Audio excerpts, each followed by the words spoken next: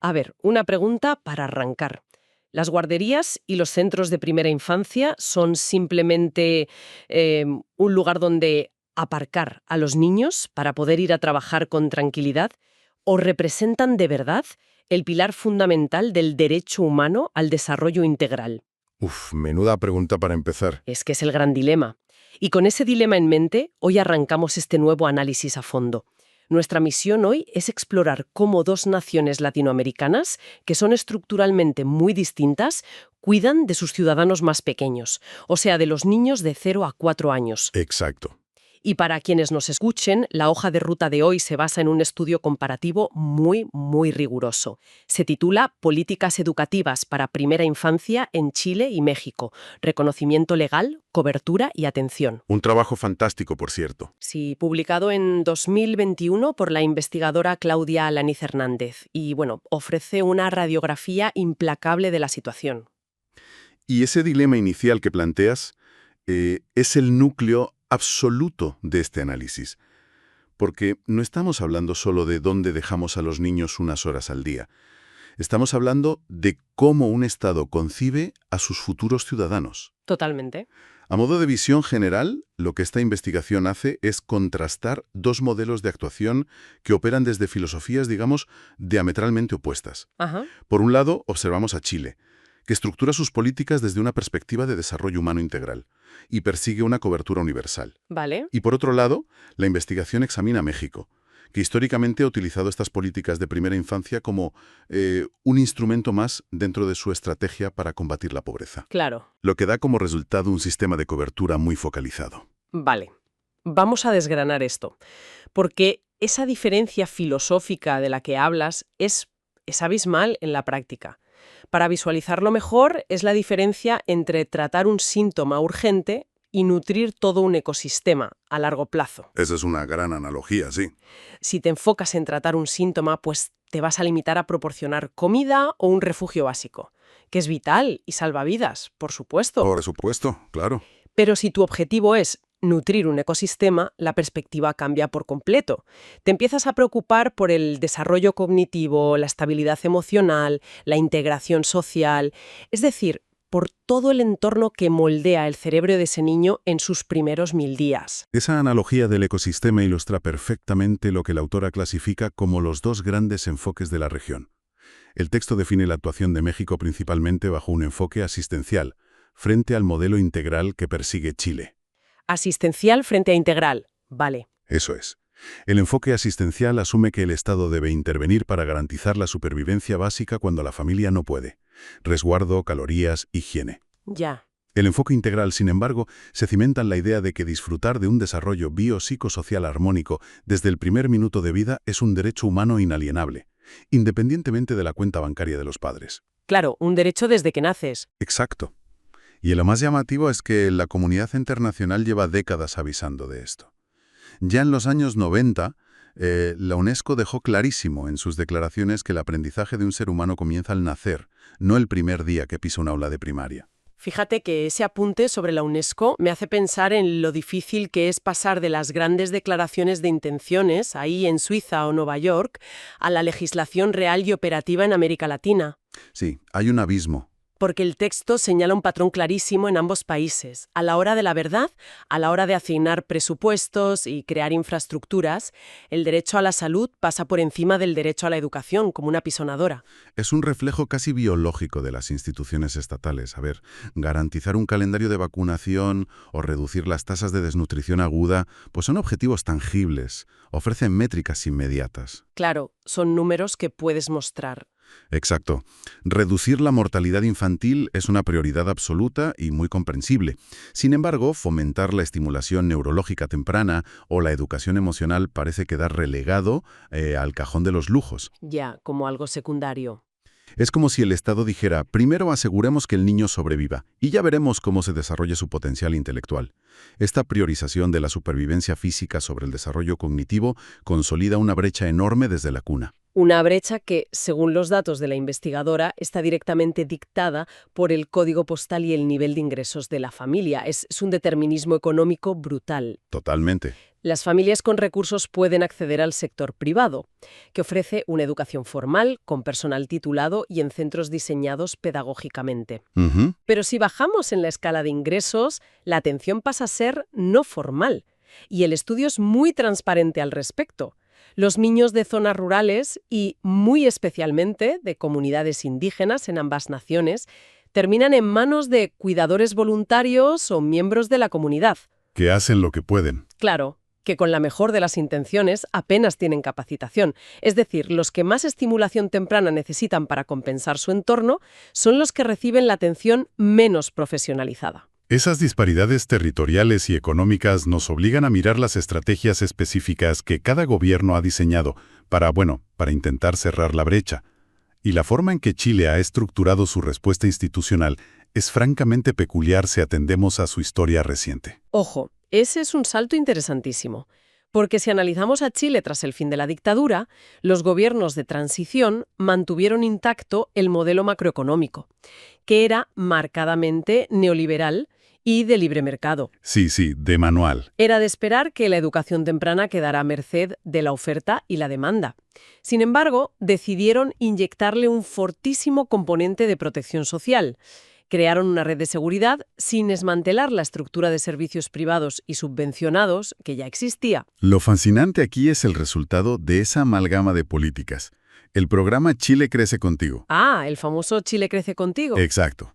Se implementó durante el primer mandato de Michelle Bachelet y es crucial entender que no estamos hablando de una red tradicional de guarderías. Es un sistema intersectorial de protección social. Intersectorial significa que colaboran distintos ministerios. Justo eso. Varios ministerios cruzan datos para hacer un seguimiento longitudinal, constante y completamente personalizado de cada niño. Y la intervención comienza, atención a esto, desde la gestación. Desde antes de nacer. Desde antes de nacer, acompañando a la familia en los controles prenatales de salud pública y se extiende ininterrumpidamente hasta los 4 años. Madre mía, eso sí que es intentar nivelar la línea de salida. Y el estudio aporta un dato financiero que me dejó helada, la verdad. Dice que el costo anual por participante en este programa es de unos $165,13. Sí, una cifra muy baja. Unos 150 euros. Suena a poquísimo si piensas que eso cubre seguimiento médico, entrega de materiales de estimulación y monitoreo cognitivo durante 12 meses. ¿Cómo es matemáticamente posible mantener una red nacional que llegue a tantas familias con ese presupuesto? Pues la viabilidad de esas cifras se explica porque el Estado no asume el peso en solitario. Se apoya masivamente en la sociedad civil. Hay una maquinaria enorme de organizaciones no gubernamentales y agrupaciones vecinales que hacen el trabajo de campo. El Estado canaliza recursos a través de lo que denominan fondos concursables. Espera, para que nos entendamos bien. Cuando decimos fondos concursables, estamos hablando de dinero público por el que las distintas ONGs u organizaciones comunitarias compiten. O sea, presentan proyectos para financiar sus propias actividades en los barrios. Exactamente eso. Las comunidades diagnostican sus propios problemas y proponen soluciones. Iniciativas como el Programa de Mejoramiento a la Primera Infancia surgen así. Ya, desde abajo hacia arriba. Claro.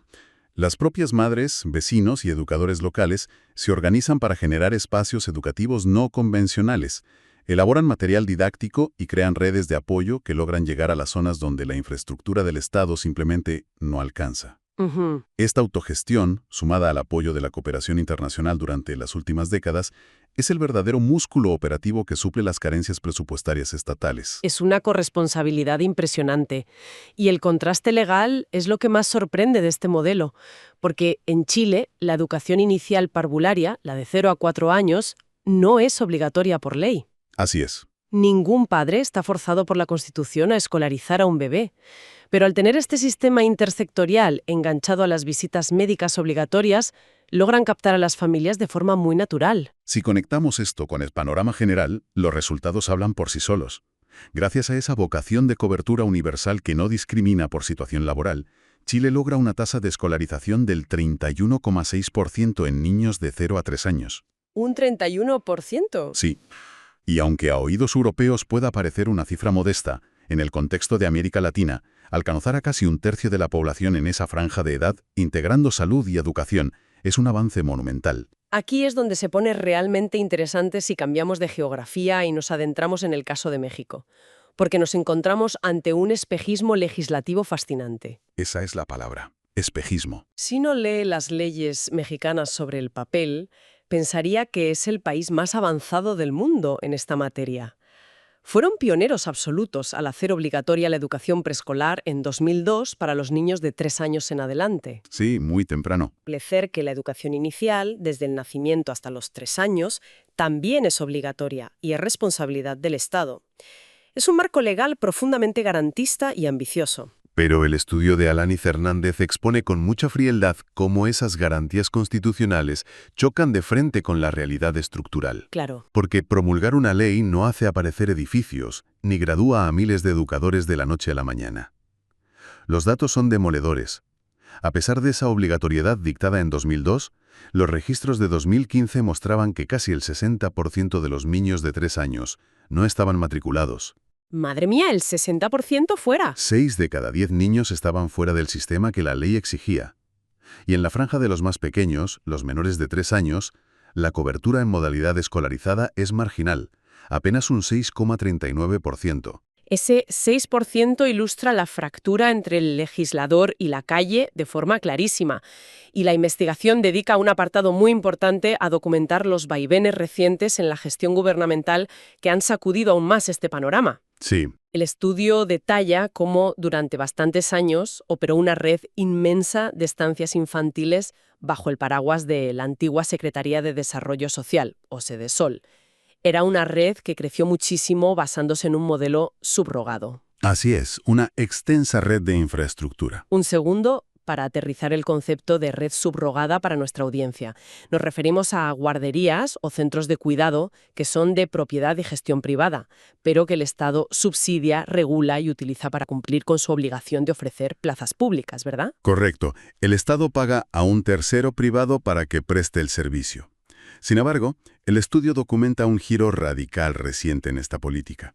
Al inicio del gobierno de Andrés Manuel López Obrador, se cuestionó la operación de este programa de estancias infantiles. Señalando la existencia de irregularidades, según el reporte. Exacto. Y la decisión del gobierno fue suspender el programa de estancias y cambiar la estrategia. El Estado dejó de subsidiar esa red de espacios físicos y optó por instaurar una transferencia monetaria directa. De 900 pesos, si no me equivoco. Eso es. Concretamente, se asignaron 900 pesos mensuales por niño, lo que equivale a unos $45, entregados sin intermediarios directamente a las madres. Hay que dejar claro que el estudio simplemente reporta este cambio estructural como un hecho, señalando que el objetivo del gobierno era que cada madre resolviera el cuidado de su hijo de manera individual y en el ámbito privado con esos fondos. Sí, es un cambio de paradigma. Es un paso de un modelo de infraestructura institucionalizada a un modelo de subsidio familiar directo. Y, a ver, $45 al mes, francamente, no compran los servicios de un centro educativo profesionalizado a tiempo completo. Imposible. Lo que hace es empujar a las familias a buscar soluciones informales. Pagarle a una vecina, a un familiar o a alguien de la comunidad. Y esa informalidad nos lleva al otro gran pilar del sistema mexicano que analiza el texto, el Consejo Nacional de Fomento Educativo, conocido como CONAFE. CONAFE, ¿vale? Es la institución encargada de llevar educación a las zonas rurales e indígenas de altísima marginación, donde la dispersión geográfica hace casi imposible construir escuelas tradicionales. Pero la diferencia en el perfil del personal frente a Chile es colosal. Ya me imagino. Mientras que el modelo formal chileno exige la titulación universitaria o técnica superior en educación parvularia, el sistema mexicano para estas poblaciones vulnerables se sostiene sobre los hombros de personal no profesional. Y cuando decimos no profesional, el estudio subraya que estamos hablando de instructores comunitarios o simples voluntarios de la propia aldea. Exacto. Gente que, sin duda, pone todo su corazón y voluntad, pero cuya única preparación para moldear el neurodesarrollo de un grupo de niños puede limitarse a un taller rápido de apenas 40 horas de duración. ¿40 horas? 40 horas de formación frente a los 3 o 4 años de universidad que tiene un educador profesional. Es como si te dieran 40 horas de curso y te dijeran que ya puedes pilotar un avión lleno de pasajeros. Sí, la comparación es muy acertada. Evidentemente, el servicio que pueden prestar se queda en una mera vigilancia asistencial. Es imposible que ofrezcan una intervención pedagógica profunda. Y eso consolida la brecha de la que hablábamos. Los niños de las zonas urbanas de altos ingresos reciben estimulación cognitiva de vanguardia, mientras que los de las zonas rurales reciben resguardo y vigilancia bien intencionada. El sistema no actúa como un igualador social, sino que cristaliza las desigualdades de origen. Entonces, ¿qué significa todo esto a nivel profundo? Por un lado, tenemos el caso chileno, con un sistema interconectado de salud y seguimiento temprano que abarca el país sin que una ley obligue a los padres. Ujú. Y por otro, el caso mexicano, que ha consagrado el derecho en el nivel más alto de su Constitución, pero que en la práctica dispersa el esfuerzo a través de transferencias económicas directas y redes de voluntarios casi sin formación. ¿Dónde convergen estas dos realidades? Vergen en un fallo sistémico que la autora identifica como el hallazgo más crítico de toda la investigación. Ambos países, independientemente de si operan con transferencias de efectivo o con redes comunitarias, diseñan la inmensa mayoría de sus programas de primera infancia bajo políticas estrictamente maternalistas. Políticas maternalistas, ojo, que es un término que parece inofensivo, pero encierra una trampa gigantesca. Es una trampa muy profunda, ¿sí? Significa que las instituciones no conciben la educación y el cuidado temprano como un derecho intrínseco e inalienable del niño por el mero hecho de respirar. En cambio, condicionan el acceso a esos servicios a la situación laboral de la madre. Ahí está el problema. El Estado no abre la puerta del centro educativo diciendo «este niño tiene derecho a desarrollarse». Lo hace diciendo «esta mujer necesita un lugar donde dejar al niño para poder ir a la fábrica o a la oficina». Esa es exactamente la trampa. Se visibiliza de forma extrema en instituciones históricas mexicanas, donde las plazas en las guarderías del Estado han estado atadas tradicionalmente a las prestaciones de la seguridad social de las trabajadoras del sector formal. Si la madre cotiza, el niño entra. Es decir, el niño se convierte en un apéndice de la nómina de la madre. Si eres el hijo de una mujer que trabaja en el sector formal, con contrato y retenciones, tienes acceso a un centro con profesionales y estándares de calidad. Exacto. Pero si eres el hijo de una mujer que vende productos en la calle, que trabaja en la economía sumergida, en el campo agrícola o que simplemente está desempleada, quedas completamente fuera del radar de esos servicios de calidad. El sistema castiga al niño por la vulnerabilidad laboral de su madre. Esto plantea una pregunta importantísima que el texto aborda desde la perspectiva de la equidad de género. Diseñar toda la política de infancia como un servicio de apoyo exclusivo para las madres trabajadoras es una doble moral institucional. Ya, totalmente. Por un lado, el Estado afirma querer facilitar la inserción laboral femenina. Pero por otro, al vincular el derecho de guardería solo a la mujer, reafirma el estereotipo más tradicional y machista imaginable. Ujú. Envía el mensaje oficial de que la crianza y el cuidado de los hijos es un problema que debe resolver la madre.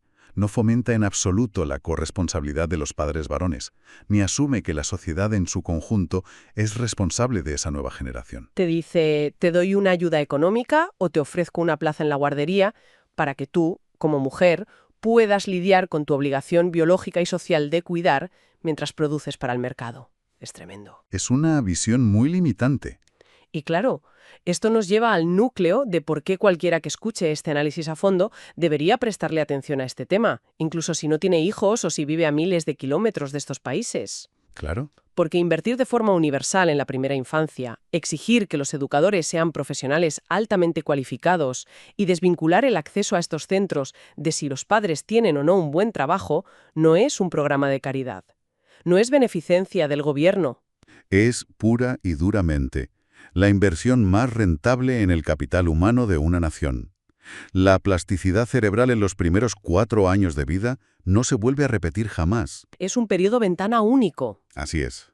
Si un Estado no interviene en esa ventana crítica para asegurar un entorno rico en estímulos, seguridad emocional y nutrición, los déficits cognitivos y sociales se vuelven casi irreversibles. Ya. Las brechas de comprensión lectora, de razonamiento matemático y de adaptación social ya están marcadas a fuego antes de que ese niño se siente por primera vez en un pupitre a los 6 años. Si la base del edificio es frágil, no importa cuánto inviertas en el tejado de la educación universitaria.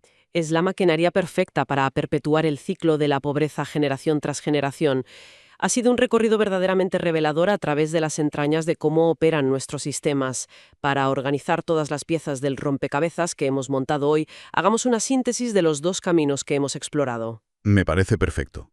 Por un lado, hemos diseccionado el enfoque de México, que resalta por contar con un marco legal extraordinariamente protector y garantista sobre el papel, habiendo elevado la educación inicial a rango constitucional. Sí, en el papel son pioneros. Sin embargo, su ejecución práctica se encuentra desconectada de esa ambición, apoyándose en una visión asistencial focalizada en la pobreza, sustituyendo la creación de infraestructura profesional por subsidios económicos directos y dependiendo de voluntarios con formación ínfima en las áreas más necesitadas.